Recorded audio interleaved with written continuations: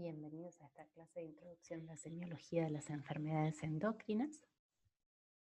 Y para iniciar vamos a definir el concepto de hormona, que deriva de un término griego y que significa excitar o generar un efecto, porque las hormonas son señales químicas que se producen en tejidos especializados como son las glándulas, que se transportan a través de la circulación y llegan a diferentes tejidos que se encuentran distanciados del lugar de producción para generar este efecto.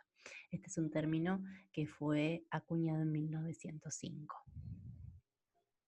Y para empezar a hablar de la fisiopatología de las enfermedades endocrinas, tenemos que tener en cuenta la producción hormonal, el control de la producción hormonal, el transporte de las hormonas desde la glándula productora al tejido diana y los receptores, que es sobre los que las hormonas van a generar los efectos.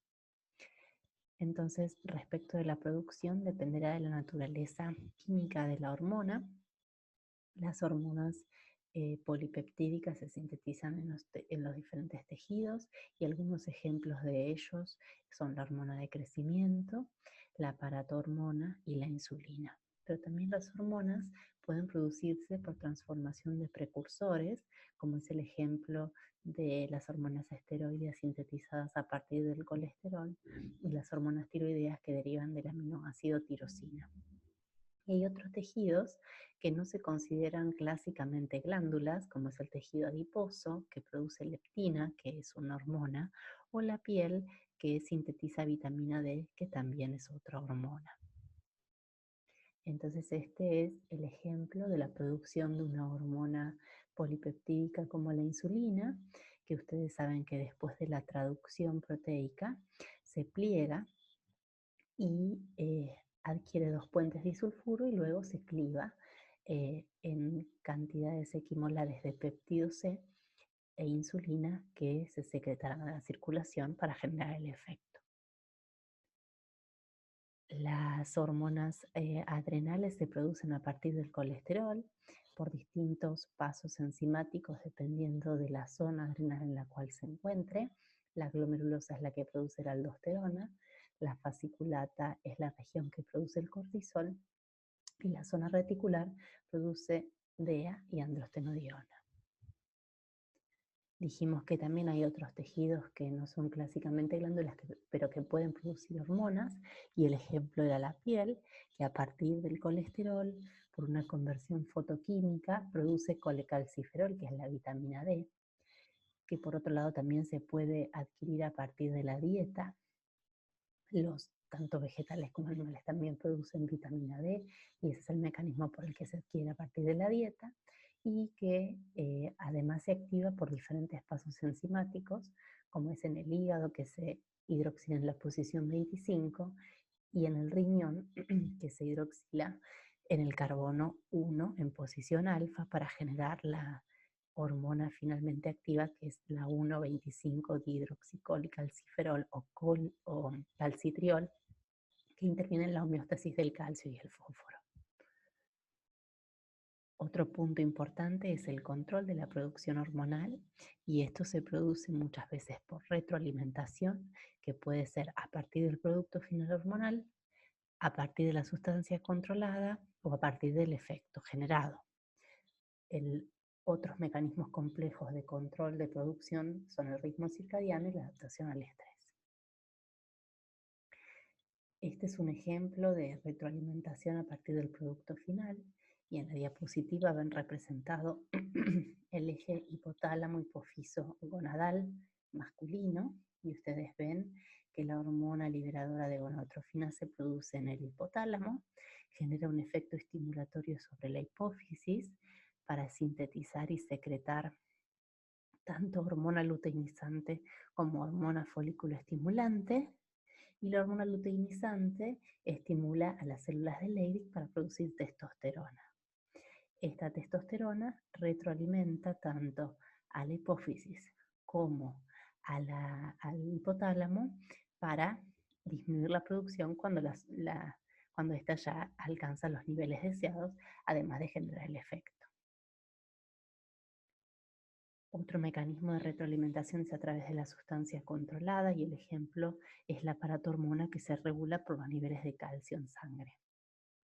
Cuando el calcio en sangre disminuye, hipocalcemia, se estimula la síntesis de paratormona que tiene efecto a nivel de distintos órganos diana, como es el hueso, donde aumenta la resorción ósea para liberar calcio, el riñón, donde reabsorbe el calcio también para aumentar el nivel de calcio sérico, y a nivel del intestino, donde mediante el calcitriol aumenta la absorción tanto de calcio como de fósforo.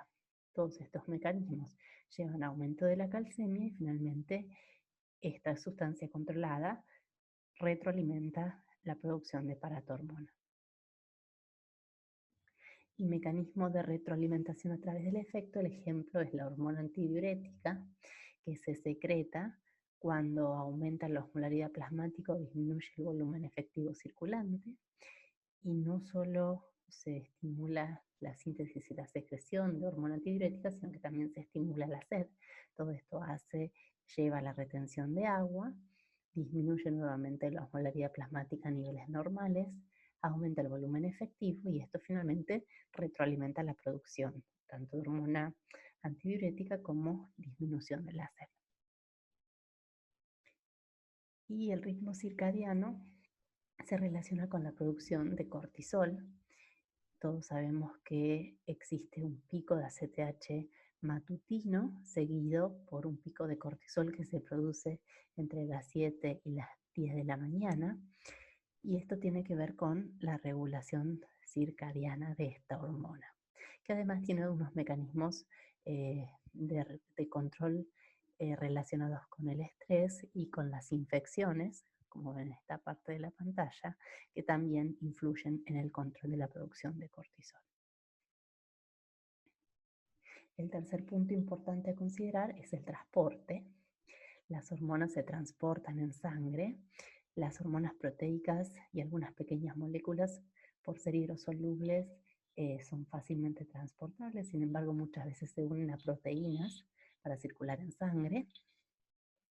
Hay otras hormonas como las tiroideas y los esteroides que son insolubles en agua y por eso requieren sí o sí la presencia de proteínas de transporte, que son pequeñas globulinas sintetizadas en el hígado. Y los ejemplos mencionados son la globulina ligadora de hormonas tiroideas, la globulina ligadora de cortisol y la globulina ligadora de hormonas sexuales. Además, también estas hormonas pueden unirse a la albúmina para ser transportadas en sangre. El complejo hormona-proteína transportadora además actúa como reservorio, asegura la distribución y la llegada al tejido diana y permite su reserva y evitar la inactivación y la excreción tanto a nivel urinario como a nivel biliar, y se establece un equilibrio dinámico entre la fracción unida a la proteína y la fracción libre, que en definitiva es la que es activa. Este es el ejemplo de la testosterona que se une en su mayoría a la globulina ligadora de hormonas sexuales, 60%.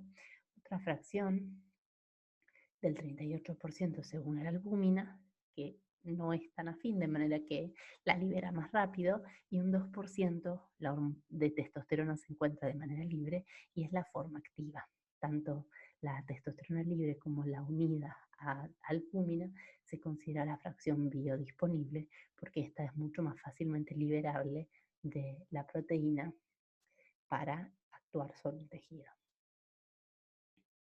Y dijimos que otro punto a considerar son los receptores, que pueden ser tanto nucleares como de membrana.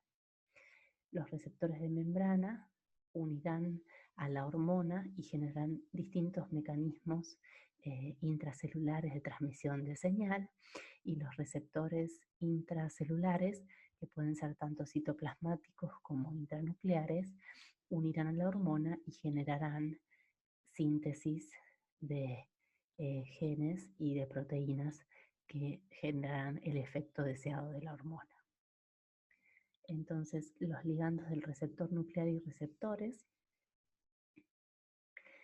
como ejemplos clásicos, las hormonas tiroideas tienen receptores que son de dos subtipos, el subtipo alfa y subtipo beta, distribuidos en distintos tejidos.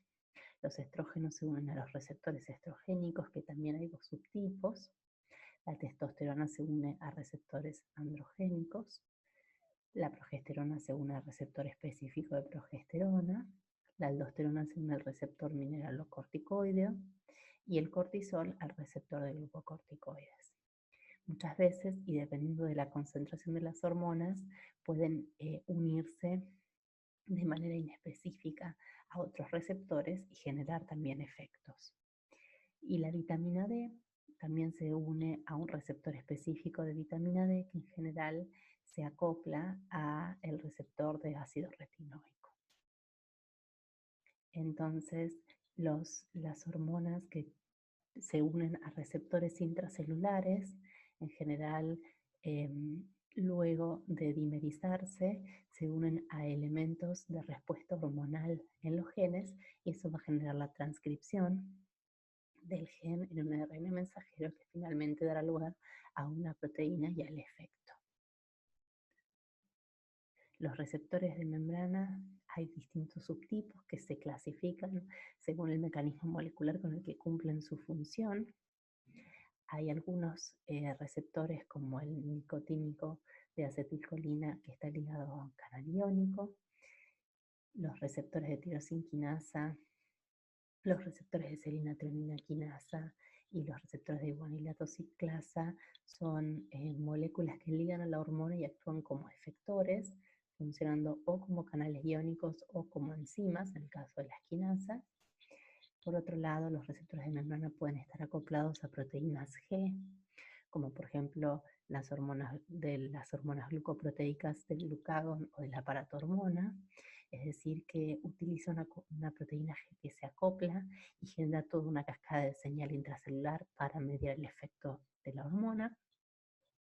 Y por otro lado, otro receptor de membrana son los receptores de las citoquinas, como la hormona de crecimiento, la prolactina y la leptina, que reclutan proteínas quinasas a nivel citosólico y generan también la cascada intracelular que llevará al efecto. Este es un ejemplo de receptor de membrana, donde pueden ver que hay diferentes dominios, el dominio extracelular, que es el que une la hormona, los pasajes transmembrana y el dominio intracelular, que muchas veces es efector directo o que se une, por ejemplo, la proteína G para generar segundos mensajeros y los efectos. Entonces, el sistema endocrino está compuesto por la glándula, que es la que produce la hormona, por las proteínas ligadoras que transportan a la hormona desde la glándula hasta su tejido diana. Las células diana tendrán los receptores que transducirán la señal. Los efectos serán genómicos o no genómicos dependiendo de la hormona, y la regulación también es importante para limitar el efecto generado mediante la retroalimentación que ya explicamos. Y como ustedes ven en este esquema, hay diferentes glándulas. Todos conocemos las glándulas clásicas, pero también dijimos que hay otros tejidos que no son considerados clásicamente glándulas, pero que producen hormonas. Los dos primeros ya los mencionamos. El corazón produce el péptido natriurético auricular. El estómago produce gastrina, grelina y neuropéptido I. El intestino produce toda una serie de incretinas. El hígado produce la IGF-1, que va a ser la mediadora de los efectos de la hormona del crecimiento, el angiotensinógeno y proteínas de transporte.